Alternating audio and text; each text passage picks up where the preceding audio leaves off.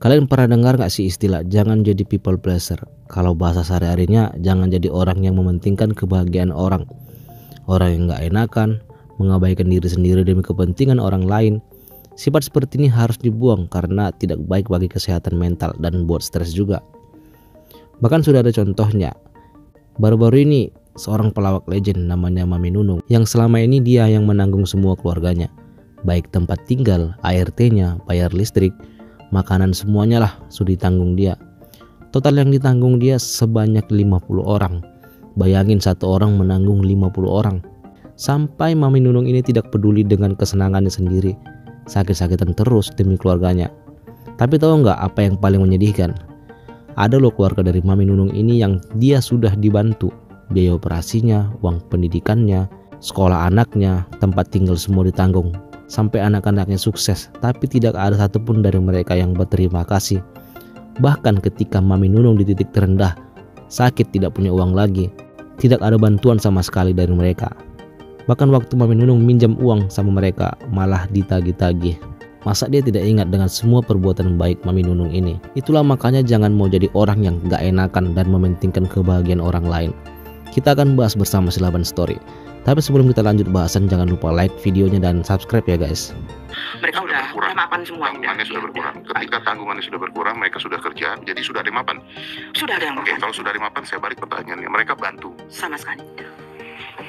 Saya operasi aja Sama sekali enggak. Saya operasi aja tidak. Karena ada satu keluarga saya, kakak saya ya, semua dulu dia operasi juga kan seperti saya. Saya semua dari mulai anaknya, mereka nikah semua, saya semua. Pada saat saya operasi, nggak ada satupun yang nengok saya, nggak ada. Jangankan nengok bantuan spesial aja nggak ada.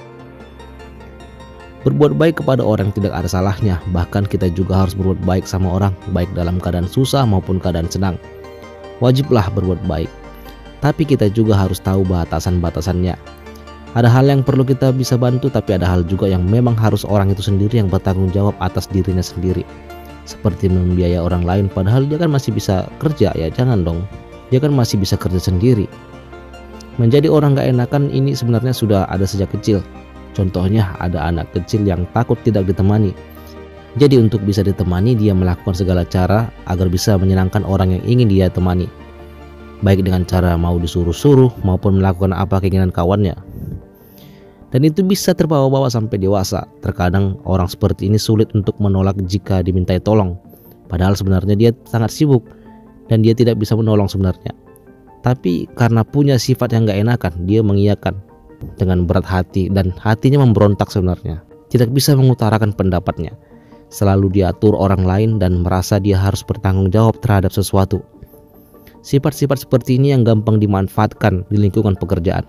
Suka disuruh-suruh melebihi job desk-nya dengan upah yang minim. Kejadian ini dialami pelawak legend ini yang terlalu sayang dengan keluarganya. Dia rela banting tulang syuting sana sini demi keluarganya.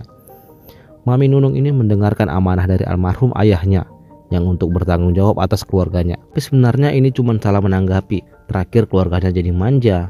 Tidak ada yang kerja sama sekali dan 100% bergantung sama Mami Nunung. Ya namanya juga manusia kan gak selamanya kuat, dan akhirnya Mami Nunung ini drop karena sakit. Semua harta dijual, bahkan dia tinggal di kos-kosan. Yang dimana semua teman-teman pelawaknya punya harta banyak dan tabungan. Dia malah habis hartanya, bahkan sampai dia sakit pun harus menanggung keluarganya juga. Banyak pelajaran sebenarnya yang diambil dari kejadian ini. Jadilah orang yang bijak dan jangan mau dimanfaatkan orang. Hargai diri kita sendiri dan jangan terlalu banyak berkomunikasi dengan orang yang punya sifat memanfaatkan.